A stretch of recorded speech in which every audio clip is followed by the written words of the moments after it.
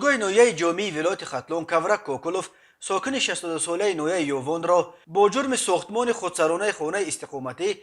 در قطعه زمین خودسرانه اشغال کردش گناهگار شناخت و به اندازه 200 نشان دهنده برای حسابها برابر به 12800 سومانی یا قریب 1200 دلار امریکایی جریمه بسته است. حکم کوکولوف هنوز روز 3 مارس سال 2022 صادر شده است، ولی مرکز مطبوعات دادستانی کل تاجیکستان تفصیلات این پرونده را تازه روز 29 ایول نشر کرد. بنا به این منبع کوکولوف کاورک خدایارویچ سال تولدش 1960 ساکن نویه یوون ولایت ختلان ماه اکتبر سال 2021 غیر قانونی به قرار مقامات اجرایی محلی حاکمیت دولتی نویه جامی در جماعت دیوات افتخار از حساب زمین‌های فوند مخصوص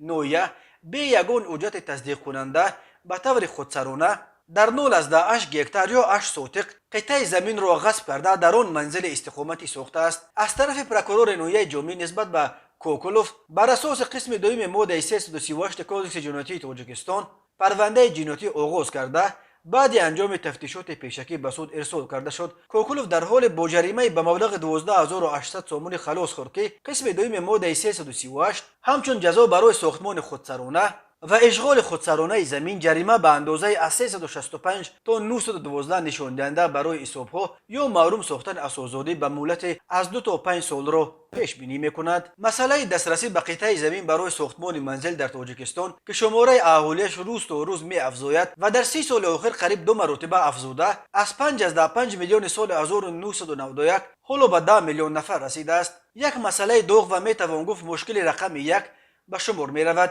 هر سال دهها منصبدار در این جمهوری برای گرفتن پوره از ساکنان با وعده جدا کردن قطعه زمین دستگیر میکنند و مقامات دهها منزل الکی ساخته شده ساکنان را به دلیل غیر قانونی جدا کرده شدنش خراب میکند.